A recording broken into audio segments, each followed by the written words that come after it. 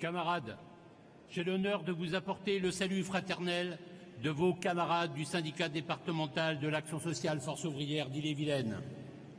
J'ai l'honneur de militer bras dessus, bras dessous, aux côtés de constructeurs infatigables du syndicalisme libre et indépendant, syndicalisme ouvrier et de revendication en toutes circonstances.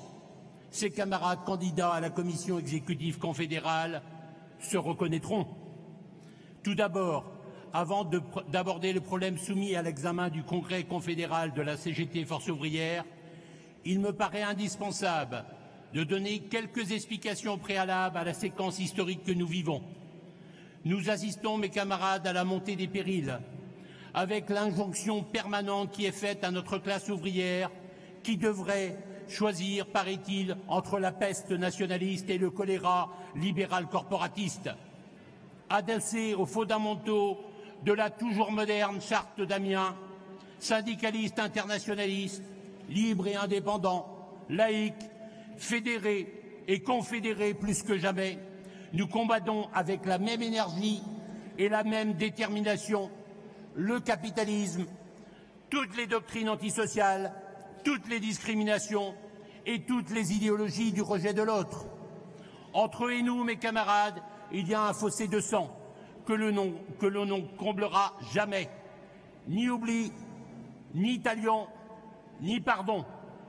Face aux religions, au patronat, aux partis, au gouvernement, la question a fort heureusement déjà été tranchée par notre camarade Fernand Pelloutier. Nous sommes en revanche tous ce qu'ils ne sont pas, à savoir des révoltés de tous les instants et les ennemis irréconciliables de tout despotisme, des lois et des dictatures, y compris celles du prolétariat, et les amants passionnés de la culture de nous-mêmes.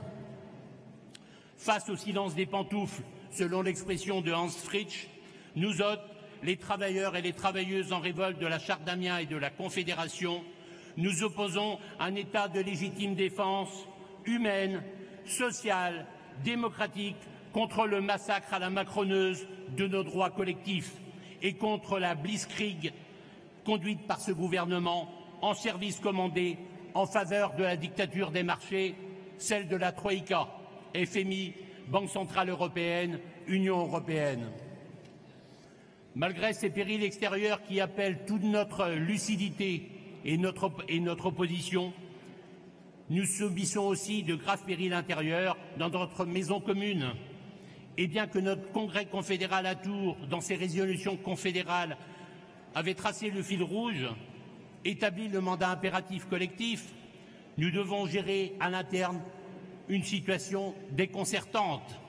Notre secrétaire général confédéral, Jean-Claude Mailly, bafoue de façon répétée et sciemment l'orientation établie par nos adhérentes et adhérents, d'où l'impérieuse nécessité de renforcer démocratiquement nos statuts confédéraux et le contrôle des mandatés.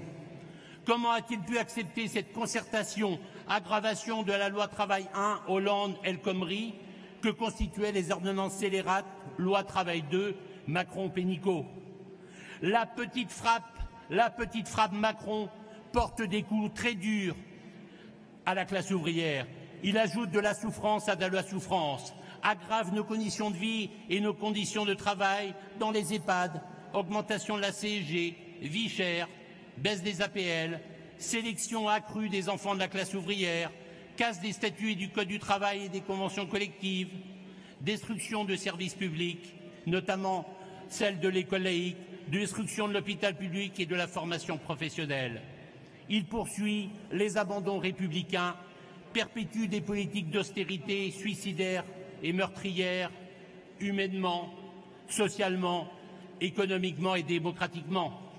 Or, un camarade félon, Jean-Claude Mailly, voudrait nous faire croire que jusqu'ici tout va bien et que très doctement nous devrions accepter sans bouger la chute de nos droits collectifs.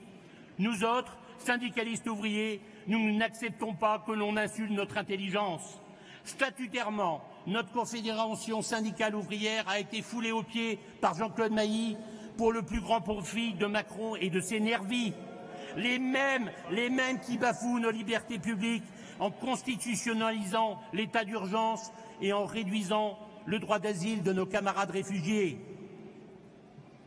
Statutairement, notre confédération a une seule raison d'être, mettre en œuvre en permanence une double besogne, l'une immédiate de sauvegarde et d'amélioration de nos droits ouvriers, l'autre d'avenir, d'expropriation de la classe capitaliste, d'abolition du patronat et du salariat, non pour y substituer l'ubérisation ou le précariat, mais en vue de la gestion directe ouvrière généralisée.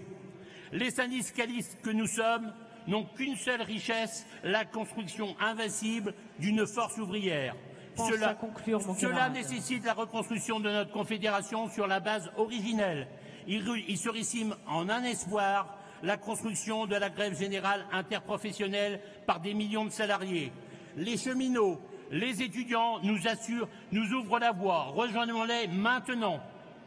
La vulgarité d'un parvenu, fût-il secrétaire confédéral, ne saurait entraver une unité d'aspiration ou dévoyer notre orientation confédérale. Notre classe ouvrière réserve un sort peu enviable aux collaborateurs et aux parvenus. Depuis René Belin, ils rejoignent toutes les poubelles de l'histoire, comme les métaux lourds. Ni servilité méthodologique, ni syndicalisme d'accompagnement de la régression sociale. Osda, c'est faux, on a choisi. Plutôt Pavageau que parvenu. Plutôt Pavageau que parvenu. Mes camarades, s'il vous plaît. La sociale toujours, la résistance ouvrière tout de suite.